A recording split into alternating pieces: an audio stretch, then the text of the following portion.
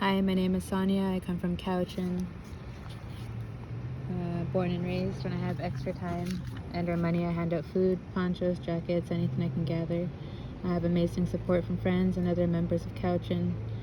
Generous donations such as money, gift cards, food, containers. And do I have your permission to record? Yeah. Yeah. And can we start with your name and your age? Darian. I'm 25. You're 25? Okay. And what was your childhood like? My childhood, it was lonely, I guess. Lonely?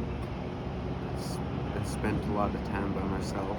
In school, I was always just bullied, and I'd pretty much get bullied at home too, so I just stayed locked away in my room. And what is your lifestyle like now? Like from when you wake up to what do you do throughout the day? I pretty much just, I come to town, or I'm in town already, and I try to find a way to get my fix. And what is your drug preference? Down. What is that? Heroin. Oh, okay. And how do you use it? I smoke it. Oh, okay. In a pipe or? Pipe and foil. And how much a day do you think you use? Probably smoke like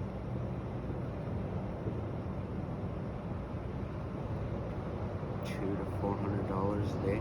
Oh, really? Crazy. And like, how does it make you feel? How did it make you feel the first time you used? Do you remember? The first time I used, I didn't feel anything. That's kind of why I do it.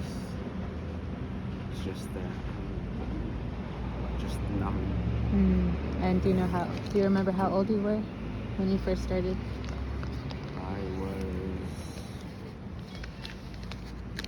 I was 19. 19? And you're 25 now? Yeah. Oh, yeah. What was the first drug you were introduced to? Coke and Molly. And how old were you then? I was 16. And do you wish to make any changes in your life? Yeah. Yeah. How can we as a community help you? I'm not really too sure on that. Like,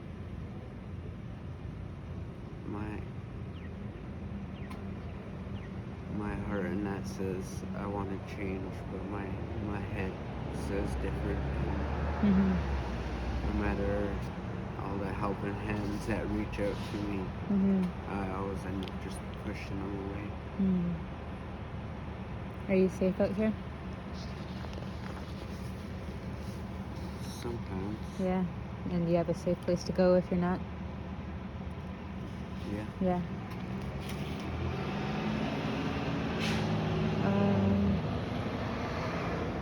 I think that's it for now.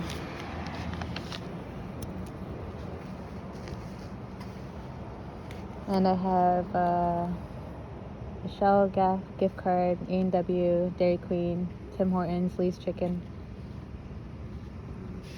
Shell? Oops. Okay.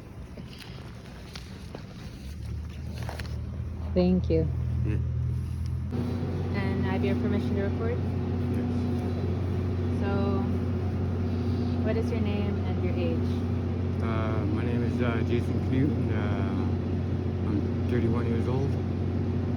And could you please tell me about your lifestyle? My lifestyle right now is kind of down a downhill right now, trying to get myself back on my feet.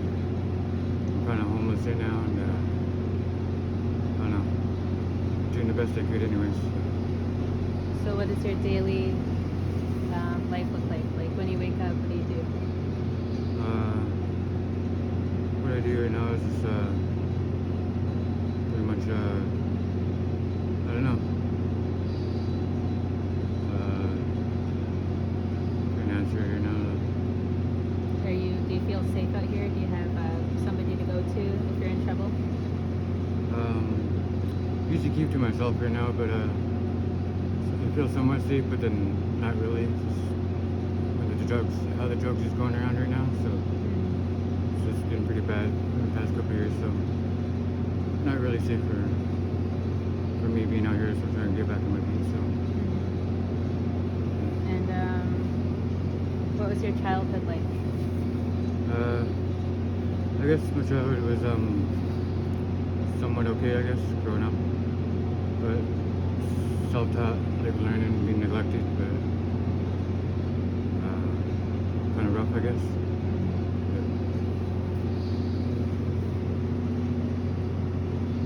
And do you use drugs? To be honest, yes, I am a user, yeah. What is your drug preference? Is that like what I use? Yeah. I'm a heroin addict. And what was the first drug you were introduced to? My first drug I was introduced to was marijuana. And what age was that? I think I was about 13, 14 years old when I started marijuana. And when did you first try heroin? First tried heroin when I was 28 years old. 28? Yeah, So it's been 3 years? 3 years, yes. Yeah. How can we as a community help you? This community is kind of hard to say. I would like help out myself and like, you know, before I reach out for somebody else, rather help out myself, and it's kind of hard to say for myself, but really addicted to drug rate, so I don't know who to ask first. I don't know. And I don't know anything about heroin, so how do you use it? Some people shoot up and some people smoke it, but I smoke it myself. I don't shoot it, so. So you just smoke in a pipe? Pipe or there's a tin foil with a piece of glass or something like that people use. And how much does that cost? Well, it's like a point. It's like a couple of specs. It's like $20 for one little point. Does that get you through the day or? 1 point. No, it's like 3 a day. It's more than if I can afford it. It's more than $60, $80 if I can, but that's when I can afford it though. So.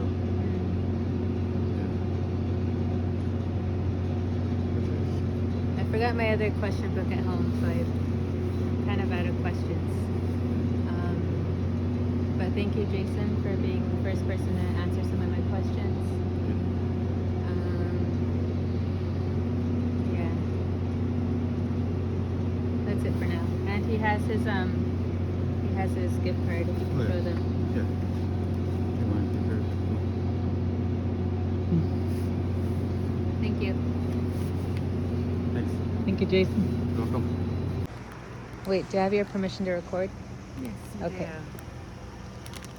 Hey, please step into my office. I'm glad I have makeup on today. Hi, it's me, Sonia, again.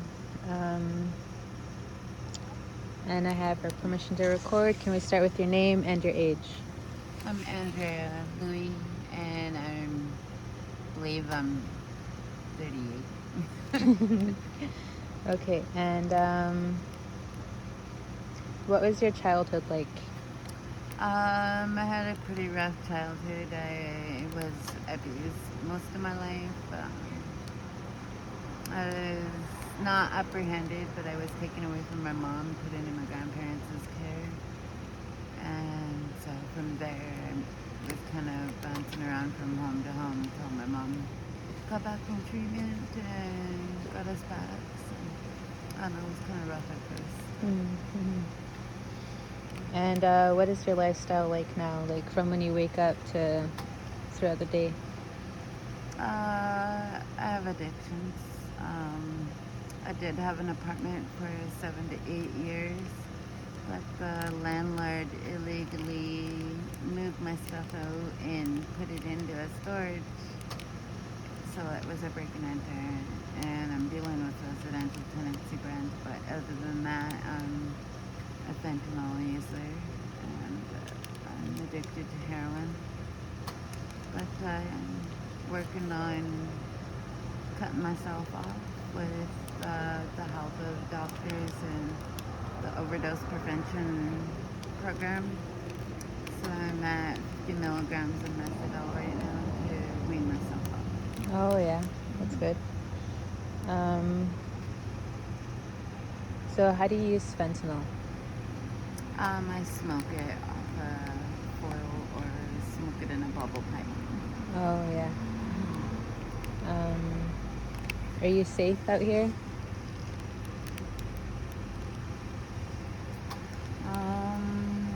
Majority of the time, yeah. Do you But have I a safe place to go if you're not somebody to go to? No. No. And what does, you said fentanyl and heroin? Yeah. And how does it make you feel? Do you remember when you first tried it? When I didn't try it actually. It was around me. I didn't know what I was getting myself into. I was helping people off the street, taking them in. I just opened up my place to a lot of people and allowed them to shower and eat at my place, and I just basically had it used around me, and I didn't know what it was at the time. But when I first started finding out why I was really agitated, had to keep stretching my body, like I couldn't keep still. I was constantly trying to figure out why I got addicted to heroin.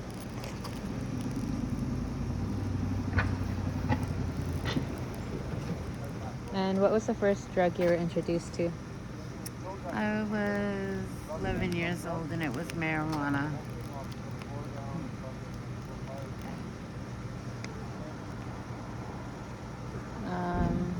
And how can we as a community help you? Not by helping me, but just like because of the amount of women shelters, I'm actually trying to clean up so I can work on getting a men's support system, because it's got to start with the man too, right? There's got to be a support system for men and women, for a community to be working together. And there is no men's support.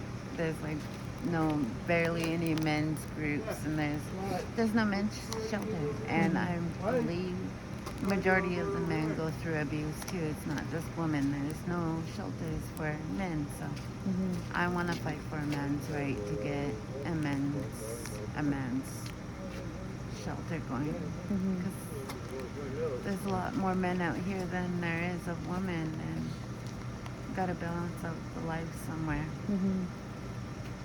And is there anything you would like to add?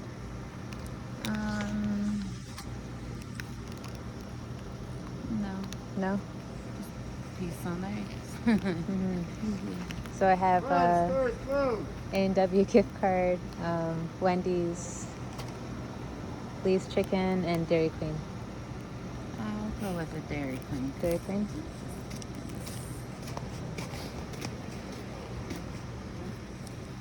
There you go. Thank you. Thank you. Okay, so I have your permission to record? Yes, you Okay. And can we start with your name and your age? do. My name is Lyle Boley, and I am 35. 35? Okay. And what was your childhood like? My childhood was good and bad. I had separated parents, and my mom and my stepdad were alcoholics. So living with I lived with my mom for half my life and my dad for the other half. My mom and my stepdad drank a lot, so they loved me. They're good parents, but I dealt with a lot of issues with seeing, alcohol abuse and seeing a lot of Christmas trees turned upside down and, terrible things due to that. And I moved to my dad to get a break from that lifestyle, but he was in a very abusive marriage and had a very abusive stepmother who didn't treat me very well, and I was bullied a lot in school due to moving around and didn't really fit in. So I'd say my child life wasn't the greatest. Wasn't all bad, but I went through a lot. And due to that, moving around and different things, I dropped out of school at a young age and started working young. Mm-hmm. Yeah, so. Sorry, I should have asked because I know the other people, but where are you from? That's kind of an interesting question. So I grew up in Chilliwack, and I went to high school in Kamloops, and then I got into trades when I was 16, and I moved all over Canada working in construction, and I've lived back and forth between Alberta and BC for a better part of the last 10 years. I was running my own business for about 10 years in drywall until I got injured. And I got in a car accident, which was kind of the path that led me, that and many other things that got me to where I'm at now, on the streets here. Do you have a drug preference? So, for years and years, like I was what I call a functional drug addict. I ran my own business and I drank, probably 2 or 3 times a month heavily and used cocaine, but I was manageable. I worked for 2 or 3 weeks straight, and then I would go and call a 2-day booze drug kind of bender, and then I'd go back to work. It didn't really affect my life so much. I had all my bills were paid. I owned a home and had a family.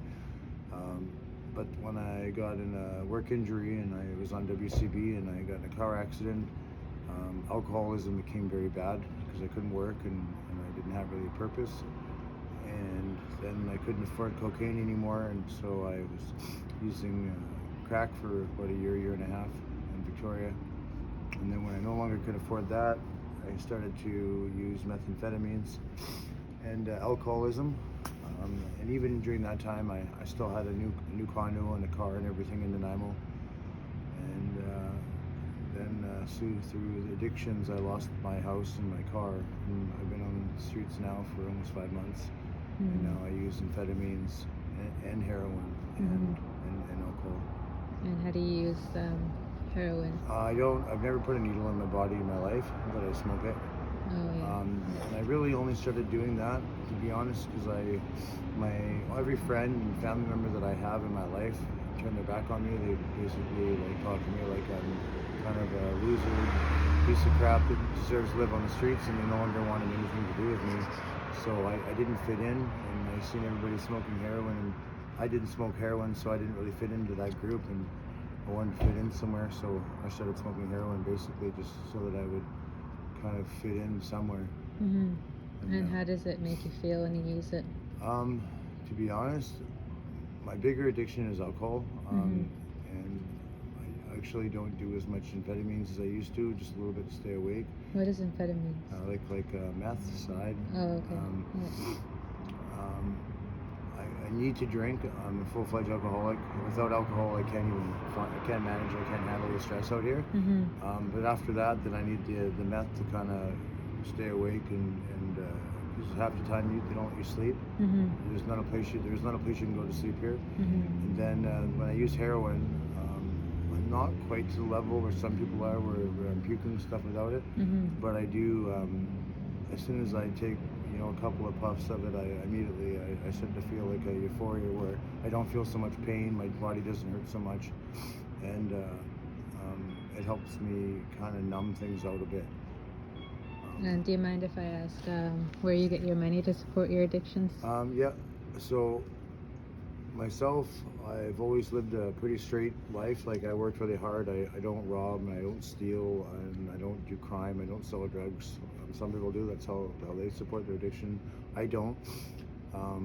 So I'll do other things. To be honest, a lot of it's been begging, for a cigarette and putting my hand out to get change. But I'm on income assistance, so I spend a little bit of my money from that on my substance use, and I do odd favors for people, like maybe help them pack their stuff from over here to over there, and they'll give me a little bit of something. I'm good with computers. Sometimes I can help somebody fix their phone. That gets me a few things. I buy and sell. Nothing illegal. Like I said, I might buy a thing online and sell it for make a bit of profit that way.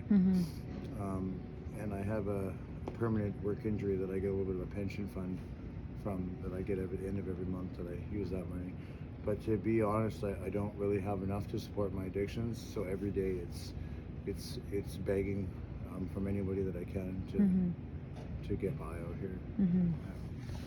And how can we as a community help you? Like, what are some resources you wish we had? Oh, I could give you a long list. So first of all, there's no washroom for anybody from the hours of, I'd say, 10:30 at night till 8 o'clock in the morning. You can't go to the bathroom. So if you're not feeling good or you need to take a poop, you can't. It's not going to happen. There's nowhere. So there needs to be washroom facilities, in my opinion. I believe that society also has kind of deemed us all in the same little bubble that says 3 people stole from the store earlier that night. We're all kind of getting treated the same way. And I think it's quite gross. So I think there needs to be some addressing with what I consider almost like a racism, like against judgment against homeless people. Like we're all terrible people, but we're not. So there needs to be more resources in terms of places that we can go that we're not stuck outside, and places we can go to sleep. You see people that are tired and they're sleeping on the sidewalk, they got nowhere to go, and the security guy comes and says, you got to get up. And the same person goes to sleep over in this part, no, you got to get up. So how is a person ever supposed to, and one other thing on that note, there's nowhere to plug any of your stuff in. They've taken all the power outlets off of every building, so you can't go to the bathroom, you can't have a shower, you can't go to bed. You get treated like crap. Every place you go in the community, I don't care what store you go to, people they look down at you, they talk to you nastily, they kick you out of the store. So basically, in a short period of time, you start to feel like you're not even like a human being. We get treated worse than a dog, because a dog gets water and food and can go to the bathroom, whereas we as human beings can't.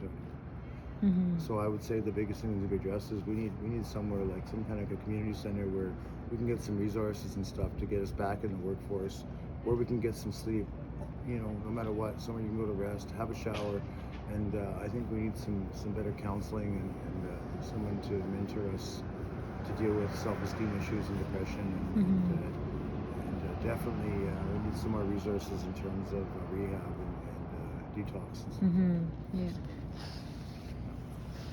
All right. Is there anything else you'd like to add? I guess on a side note, I guess I'm really just hoping that reiterating on that, I think that there should be maybe some more resources. Maybe we have outreach groups, that maybe we get some outreach groups that just come out, counselors maybe that would come out and just take people off to the side somewhere and be willing to offer some time to address some of the evil things that happen to people out here, to address women that are getting in fear for their lives, and to address addictions, and to address that because you're homeless, you're not a bad person. You're just in a bad place. Right. Yeah. So if anything, I think those things will be addressed, and I think that one of the big things is the washroom situation needs to be dealt with, because that's, in my opinion, crimes against humanity. You can't go to the bathroom. Yeah. It's terrible. Yeah. Well, this will be on Facebook and on YouTube, and like I said, I'm just doing this like on my own to help bring awareness. I think that's incredible, because I think and my auntie and I, we usually hand out food, and the other night I was here handing out ponchos and jackets, whatever we can gather, because I have a bunch of friends and other community members that give donations to me to gather some of this stuff. I think that's amazing, because I've only been homeless for 5 months, and I used to think, to be honest, I think homeless people are kind of lazy. I've done a lot of jobs in my life. This is the hardest job I've ever done in my life, is living out here. There's nothing lazy about it. It's the toughest, most struggling, terrible feeling inside you'll ever have. You get people that drive by in their vehicles and pull in these parking lots, honk the horn and call you a loser, junkie piece of shit. All the different businesses, they treat you differently the second you got dirty clothes on. It's absolutely horrible. And coming from a person, I got an education and I ran a business. I was driving an $80,000 Mercedes 4 years ago, and now I'm down here and I'm no different than anybody else. and the difference of how I got treated between now and 5 months ago is incredible. Mm-hmm. So that needs to get addressed. People need to be aware of the atrocities and how people are treated out here, because they're not treated as human beings. They're treated like parasites. Mm-hmm. Like, and people are scared. They Yeah. They don't feel safe. Yeah. You know, and they feel they have nowhere to go and nobody to talk to, and that's not right. Mm-hmm. All right. Well, thank you for taking some time to answer Sure. questions. Sure. I have an A&W gift card, Awesome. Wendy's, and Lee's Chicken. A&W would be excellent. A&W?